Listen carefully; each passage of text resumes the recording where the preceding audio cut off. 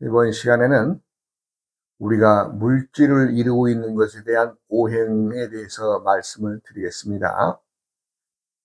오행의 물질은 수, 화, 목, 금, 토의 이 5가지를 말하는데, 각각의 물질들의 그 설이 형성되어 있는 것에 대해서 말씀을 드리면, 아, 물에 있어서 생명체가 존재할 수 있죠. 그래서 이 생명의 근원을 잡고 있는 수부터 설명을 해보자면, 물은 유액무기라고 합니다. 유액, 즉 액체, 우리 눈에 물질로서 보이는 액체는 있으나 기가 없다는 거죠.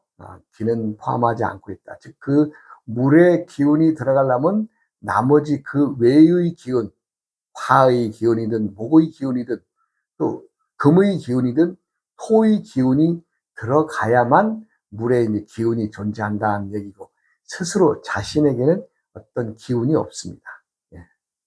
그래서 물은 물체의 분류로서 말할 때에는 유액무기라고 합니다. 그 다음에 불, 화는 유기무형이라고 합니다. 즉 기는 있으나 모양이 없는 것을 말한다. 불의 모양이 없다 그러면 이상하죠. 그러나 일정한 정해진 틀이 없다는 얘기입니다. 즉 불이 표현할 때의 모양은 갖가지 형태로 다 보이게 되죠. 그러나 그 일정함이 없기 때문에 모양이 없는 것이라고 말할 수 있는데, 타는 기운이 있습니다. 그 기운에 의해서 일정한 어떤 형상들을 우리가 불의 기운을 갖고 있다라고 하지만, 실상은 그거는 정해진 게 없는 거라는 것이죠. 그 다음에 이제 목을 설명하면 유형무질이라고 말할 수 있습니다. 즉 나무는 형상은 있으나 질이 없는 것을 말한다라고 말을 했어요. 그럼 나무에 왜 질감이 없느냐라고 하는 것을 의심을 가질 수 있으나, 하여간 유형무질을 담고 있는 것이 목이다라고 알아두시면 되겠죠. 그 다음에 이제 쇠는 유질무체, 어떤 질감을 가지고 있으나 금의 형태로서는 어떤 형태를 갖추고 있는 게 없다는 거죠. 그 외에 그럼 자신이 형체를 갖추려면 뭐예요? 다른 수, 화, 목, 토의 기운을 첨가되어야 체를 지을 수가 있다는 거죠. 그 다음에 토는 유질, 유체, 즉 형상이나 질을 다 갖추고 있다라고 말을 합니다. 그래서 요 물질이 생성되어서 자신이 기를 담고 있느냐, 또 형체를 지니고 있느냐, 어떤 질을 지니고 있느냐, 또 체를 지니고 있느냐 할 때 오행의 분류에서 물은 유액무기에 속하고, 불은 유기무형에 속하고, 나무는 유형무질에 속하고, 쇠는 유질무체에 속하며, 토는 유질유체 다 가지고 있다, 이렇게 보시면 되겠습니다. 그 다음에 이제 물질과 생성과 상생과 상극의 관계. 이게 참 제가 이제 누누이 말씀드리는 것 중에 하나가, 만법은 끊임없이 변하기 때문에 상생과 상극을 항상 서로 도와주면서, 또 도와준 속에서 또 서로 극하면서, 이런 것들을 참 여러 번 누누이 얘기합니다. 이 사람이 이제 살아간다고 할 때 누가 뭐 잘났냐 몰랐냐, 그러나 누군가에게는 그 잘난 사람도 그리움의 대상이 될 것이고, 못난 사람도 그리움의 대상이 되는 거 아니에요. 그냥 꼭 잘난 사람만 그리움의 대상이고 무슨 기다림이나 은혜의 대상이 아니라 누구라도 똑같다는 겁니다. 누구라도. 또 반면에 잘났든 못났든, 세상을 잘 살아가든 못 살아가든, 또 누군가에게 다가갈 때는 공포의 대상으로도 다가가게 되고 미움의 대상으로도 다가가게 될 것이고, 외면의 대상으로도 다가가게 될 것이 아니에요. 세상의 모든 만물은 내가 누군가에게 보여주고 행해지는 모든 것들이 각자마다가 다 다르게 받아들이고 또 다르게 대하고 다르게 행동하게 되어 있다는 거죠.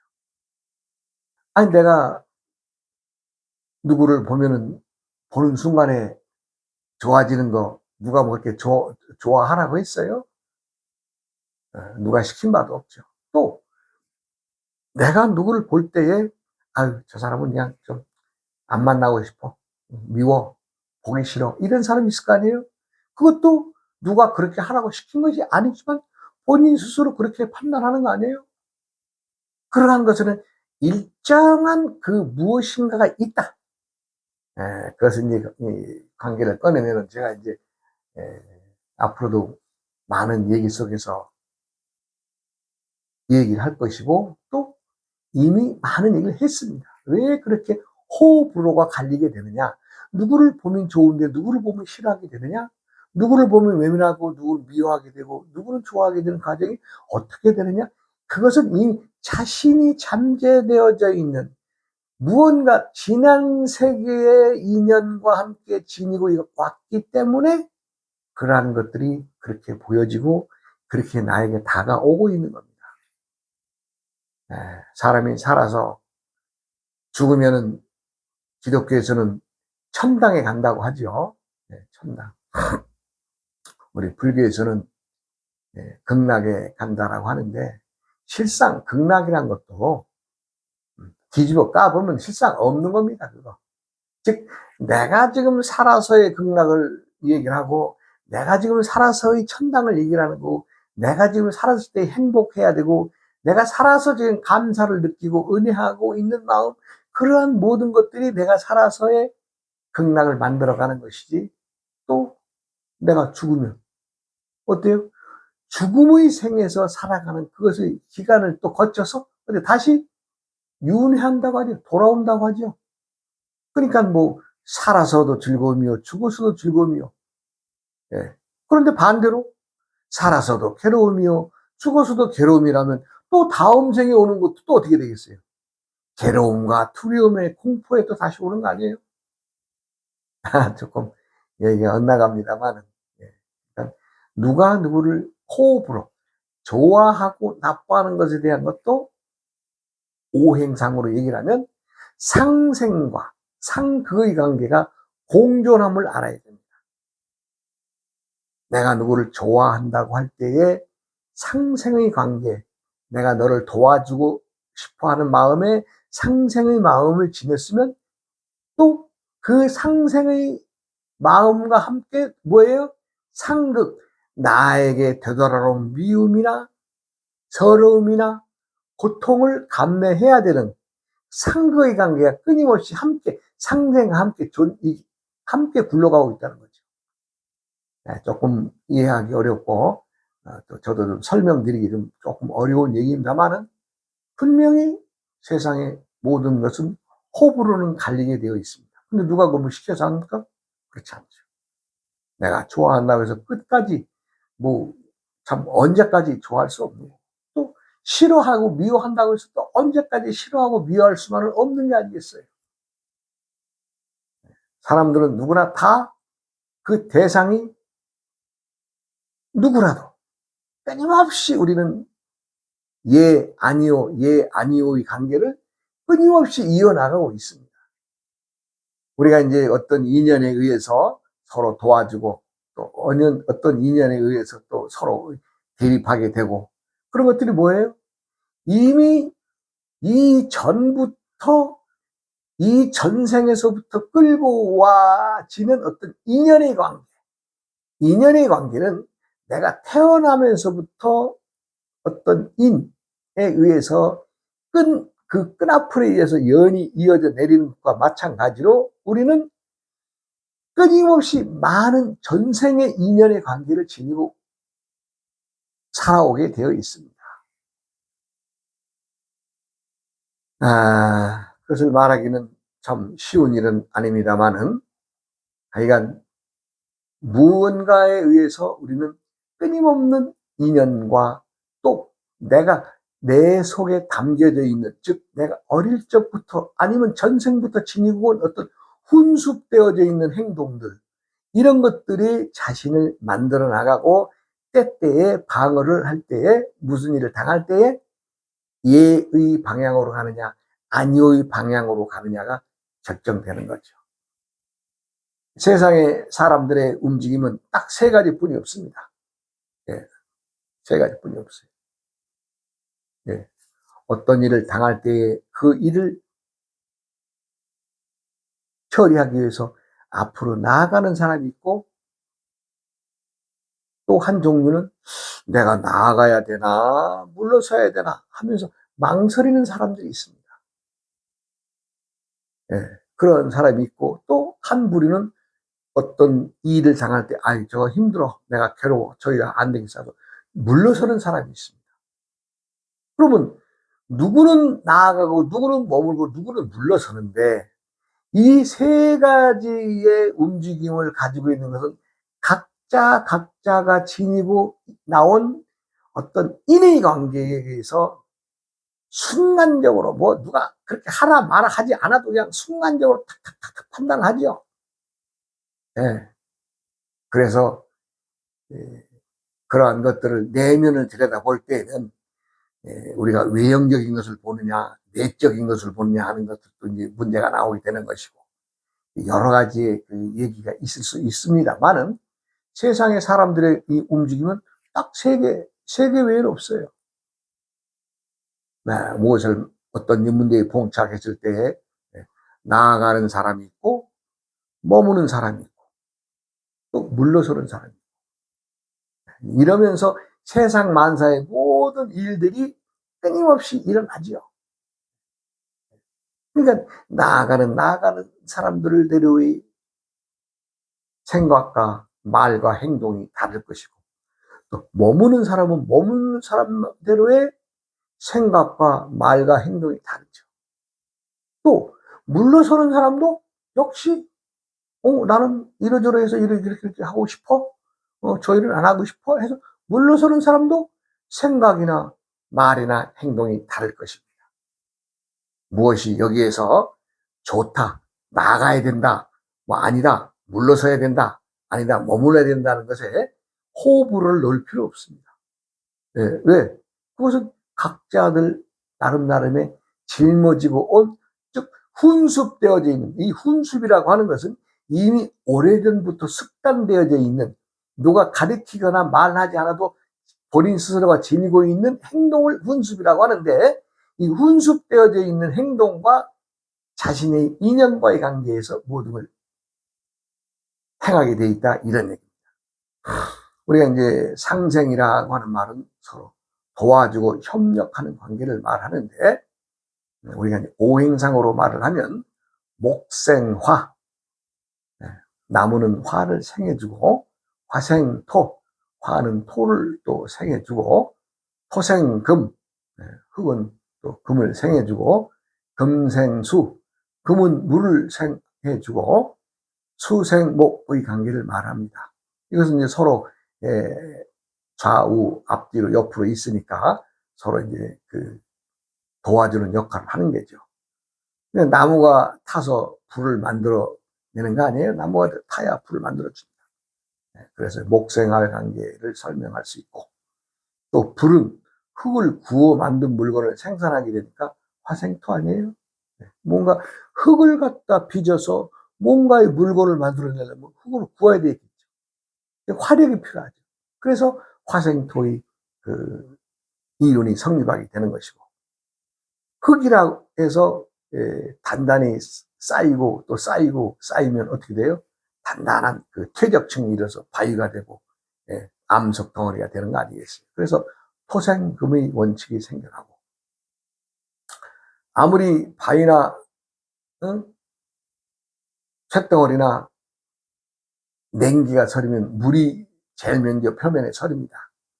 그래서 금생수라고 합니다. 그리고 물은 나무나 식물들이 자라는 데 먹거리가 되어서 수생목이라고 하지요. 누구라도 서로 돕고 행복하게 살아가기를 원하면 항상 상생의 관계를 알고 그렇게 행하게 되어 있습니다. 그런데 이제 어찌 인생이 꽃길만 생각할 수 있겠어요? 천지 만물은 다 꽃길처럼 서로 돕고 상생하는 관계만 있을 수 있나요? 상극의 관계도 또 알아야 되겠죠. 상극이란 내가 상대를 이겨낼 수 있다는 것인데, 상대방이 나를 극할 때 그것을 이겨내는 것을 우리가 극한다라고 하죠.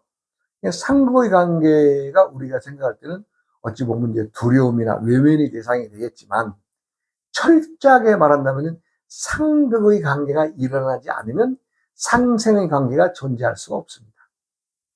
서로 불편한 관계가 있어야 또 거기에서 또 상생의 관계가 함께 일어나고, 그것에 의해서 천지 만물이 끊임없이 상생과 상극의 관계를 이루면서 공존하고 있다, 이런 얘기입니다.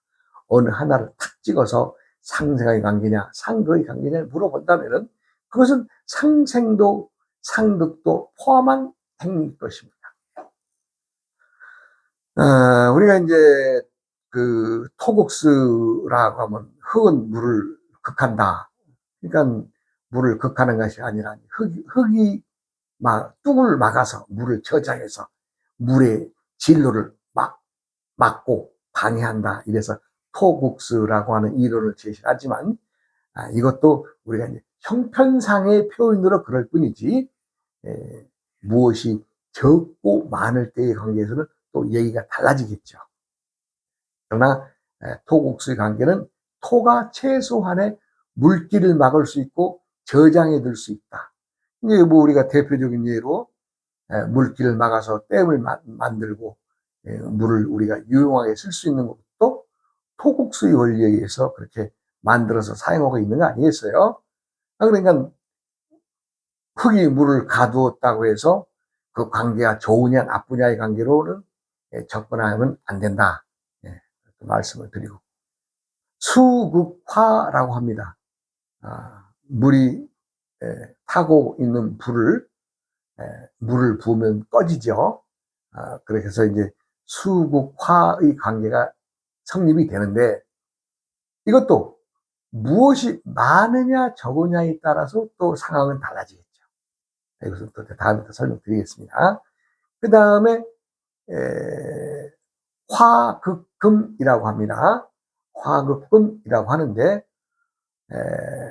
불이 바위나 쇳덩어리를, 돌덩어리들을 불로 구우면 다 녹죠.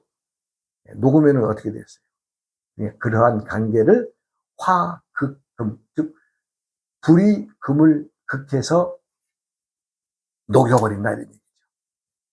그 다음에 이제 금극목이라고 합니다. 도끼나 칼로 나무를 베고 자른다, 제어한다. 도끼를 치고 칼로 자르고, 뭐 나무를 말하자면 이제 쇠의 어떤 연장으로 우리가 하는 그 행위를 금극목이라고 합니다. 그래서 나무가 흙에 뿌리를 내리고 흙으로 뚝을 쌓고 물기를 가두고 돌리고 뭐 이렇게 해서 여러 가지 일들이, 극한의 행위들이 나오지만, 또 여기서 말씀드릴 수 있는 것은, 우리가 토극수라고 할 때 흙이 물을 이긴다? 아니죠. 물이 많고 흙이 적을 때 어떻게 돼요?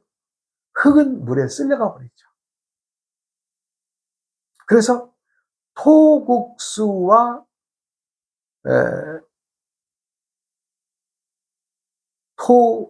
토외수의 관계를 알아야 됩니다. 그러니까 내가 극하는 성질의 상대의 세력이 크면 어떻게 돼요?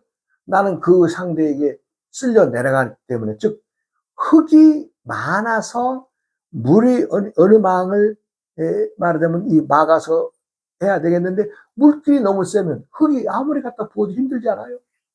흙이 계속 물에 쓸려 내려가겠죠.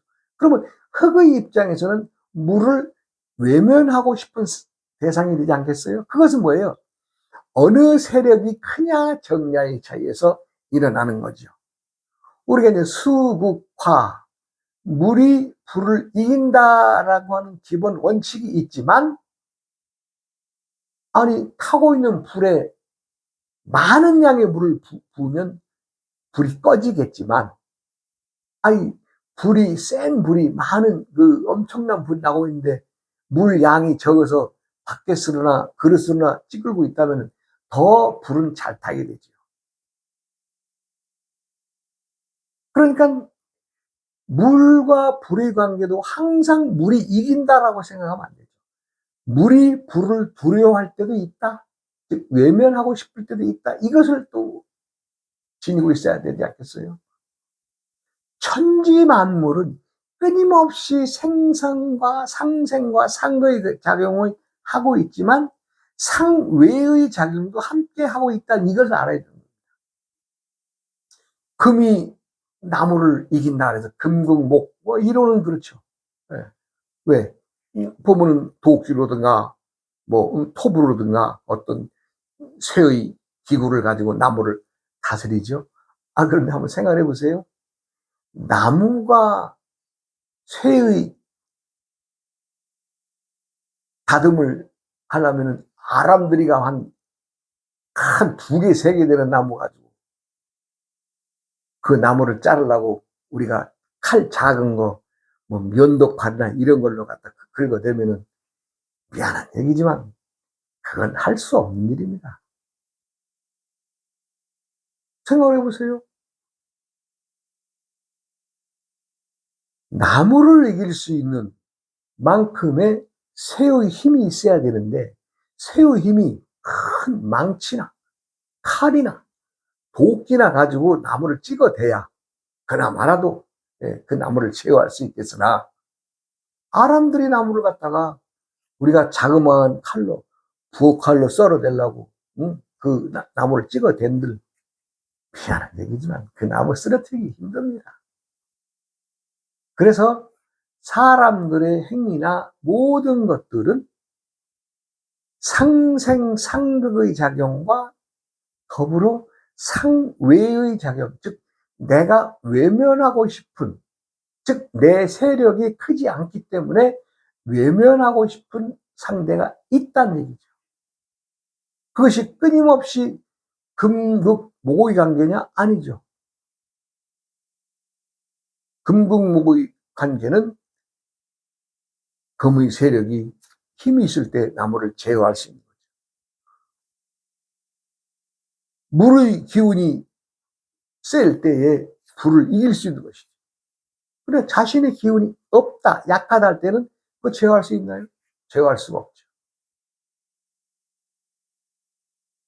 상생의 관계도 역시 내가 계속 도움만 준다라고 생각을 하는데 그것도 잘못이죠. 왜? 나도 누군가에게 도움을 받고 있거든요.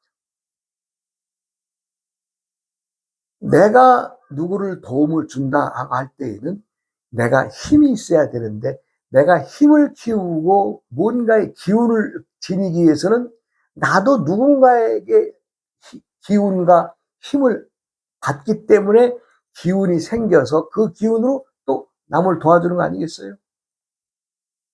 기운이 없는 사람이, 힘이 없는 사람이 바위돌을 이곳에 있는 것을 저쪽으로 옮기려고 그러면 말로만 옮기게 되지요. 말로만 옮기게 되면 어떻게 돼? 그 바위돌이 저쪽으로 옮겨지겠어요? 힘이 있어야 옮기죠. 그러니까 세상은 어느 것 하나도, 어느 것 작은 것 하나라도 놓쳐서는 안 된다. 즉, 이 말은 어느 작은 것 하나라도 내가 귀하게 대해줘야 된다. 이 얘기를 하는 거죠. 상대와 내가 서로 귀함을 알아줄 때에 거기에서 상생의 관계가 나오는 거죠. 내가 누군가에게 도움을 주고 또 누군가에게 힘을 주기 위해서는 내가 힘이 있어야 주는 거 아니에요? 힘이 없는 사람이 내가 너 도와줄게 말로만 한다고 해서 그 상대방이 도움받는 일이 있어요? 말하는 나만 주둥이만 아픈 거죠. 예? 결론적으로 이 주둥이만 까서는 안 된다는 얘기입니다. 행동이 따라야 된다는 행동. 주둥이란 뭐예요? 짐승들이 지 살기 위해서 먹거리에만 의존해서 처먹는 입이 주둥이에요. 그런데 사람들이 자기는 힘이 없으면서 남을 도와주겠다고 하면 그 헛소리 하는 게 그게 주둥이라는 거죠. 주둥이 가지고 세상이 평정이 됩니까? 힘이 있어야죠. 내가 힘을 키우기 위해서는 어떤 일을 해야 돼요?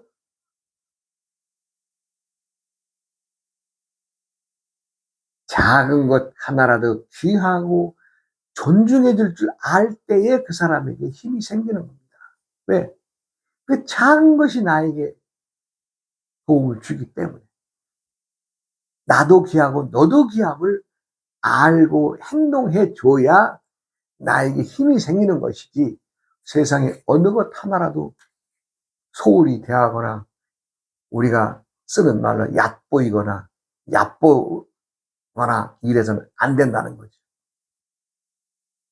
누구나 다 똑같은 평등의 관계에서 서로 귀함을 알아줘야 된다는 거죠. 상생의 작용이나 상극 또 상외의 작용이, 그것이 내가 말로만 해서 내가 너 도와줄게 이렇게 해서 형성되는 거예요? 아닙니다. 그렇기 때문에 행동이 뒤따라야 되기 때문에 이 행동에 준하는 행위는 상대를 귀하게 대접하고 상대를 높여주고 상대를 욕하지 않고, 예, 상대의 어떤 주의를 흔들지 않아야 그 사람도 나에게 도움을 주지 않겠어요? 그러한 상생의 관계가 이어져야 되는 것이지, 행동하지 않고 말로만 말로만 말로만 하면 뭐 하겠어요. 예, 지금의 재태는 자기가 살기 위해서 아니면 자기만 살기 위해서 남을 참 헐뜯고 모함하고 거짓말하고 참 권모술수라 그럴까요? 아주 그 머리 굴리는데 아주 능한 세상이 되어버렸습니다. 이럴 때일수록 나의 행동이 자그마한 것에도 귀함을 알아서 대접해주는 이런 사람들이 필요하지 않겠어요? 세상 모든 일은 큰 본물이 터져서 큰 재해가 일어나는 게 아니라 그 큰 본물이 터지기 전에 작은 재해의 구멍이 뚫어졌을 때에 그 본물이 터지는 원인이 되고 그 원인에 의해서 결과로 본물이 터지는 관계가 형성이 되듯이, 많은 사람들은 좋은 것만 찾아가지만 실상에 큰 게 아니고 좋은 게 아니라는 것을 알려면 작은 것을 귀하게 여기고 또 그 작은 것의 귀함이 나를 품어줄 때에 내가 세상 밖으로 큰 그릇을 지니고 나아가서 일할 수 있다는 것을 말씀드립니다. 네, 시간상 또 다음 시간으로 이어가겠습니다. 어우이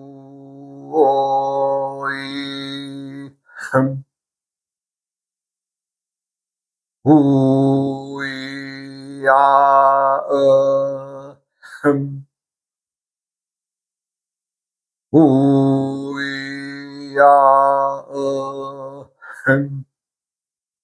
우이야